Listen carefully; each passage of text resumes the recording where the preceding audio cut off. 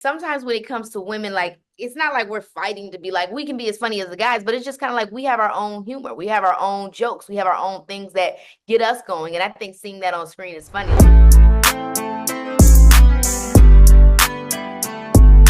How do you feel about the massive success that the film has achieved thus far? I am literally so gagged unbelievably. I mean, the thing is, I've been in the industry for so long, and just because I like a movie or I think it's good, it doesn't necessarily mean that the world responds to it. I know I had a lot of fun filming it, and when I saw the final work that, Lawrence did putting it together, I was definitely happy with it. It just feels good when you get it right, I guess, and when you can bring people together, in a theater and laugh and enjoy. So, speaking to the film, now it combines comedy and heart. What drew you to the role of Drew, and how did you connect with her as a character?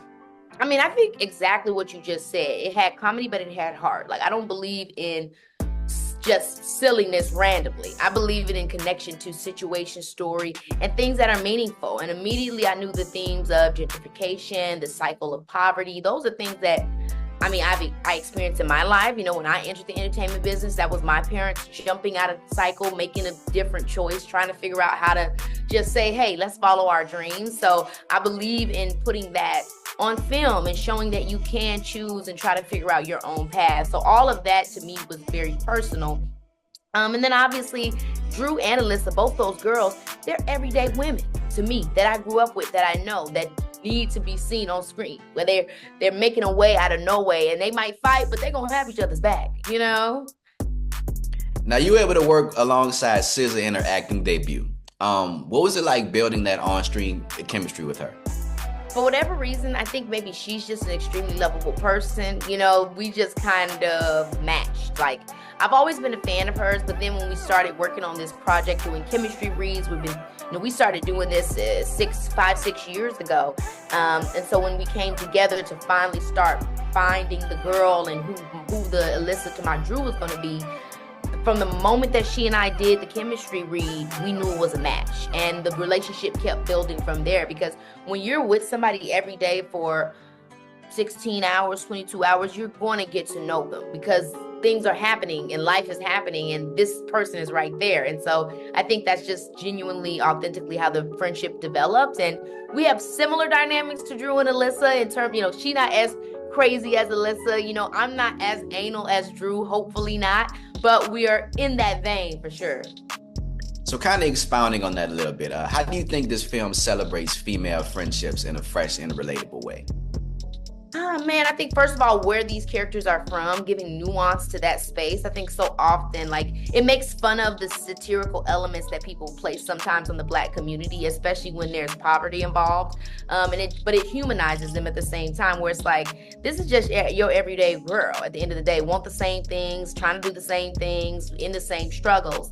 And then I think their humor, like, again, sometimes when it comes to women, like, it's not like we're fighting to be like we can be as funny as the guys, but it's just kind of like we have our own humor, we have our own jokes, we have our own things that get us going. And I think seeing that on screen is funny. Like, one of my most favorite parts is, when Drew sees Alyssa's man's, when he takes his robe off and she gets to, see what's going on down there.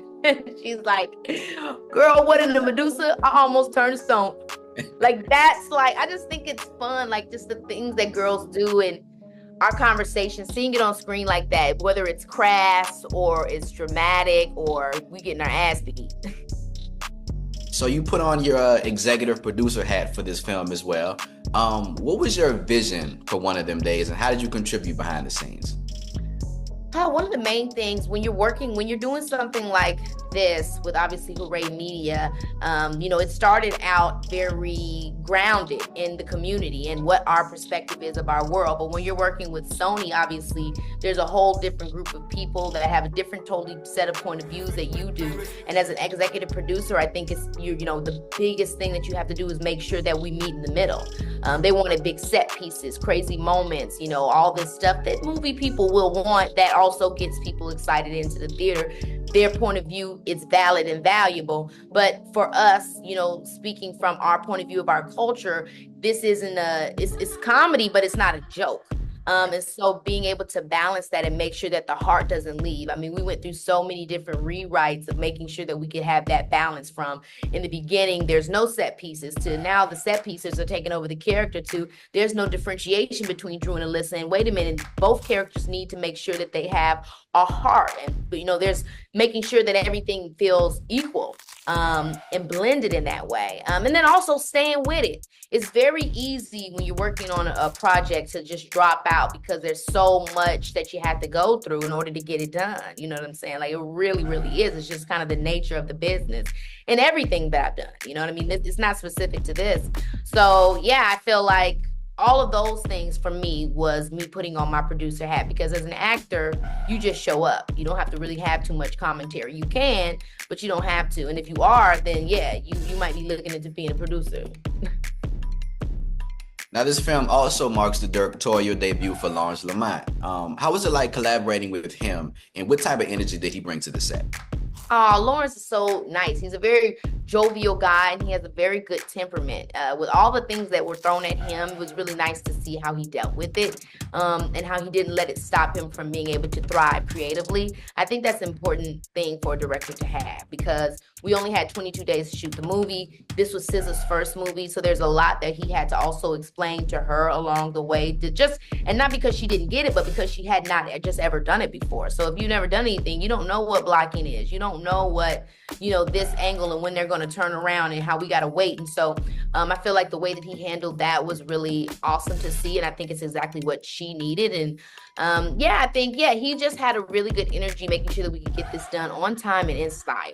And after the post-production stuff, the music that he chose, the edit when it first came, when I first seen it, the director's cut, it was just, to me, immediately like, wow, I love this movie. So you actually spoke about Sony's influence on the film a little bit earlier. Yeah. One of them days, it comes out of Sony's co-create lab for emerging storytellers. Why do you think programs like this are vital for the industry, and what do you think this film will have on that industry? I mean, I think it's vital for the industry because they're just real stories. You know what I'm saying? Like, we can't have the same stories. We have to have original IP. And obviously, because of so many things, whether it be COVID or the economy and just what's happening in the industry in general, it's hard to get movies made, and it's hard to get people to get out of their house and go into the theaters. That's a difficulty. And so a lot of times the only movies that they want to make are IPs that they know will work. So that's why we get a lot of repeatables, a lot of the same movies or the same type of movie.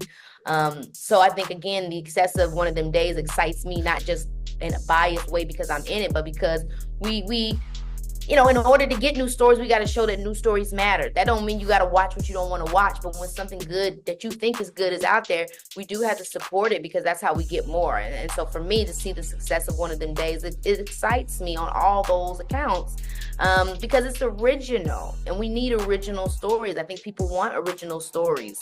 Well, thank you so much for your time today, Keke. I really appreciate you. Continued success to the film as well as to you. Thank you. I appreciate you.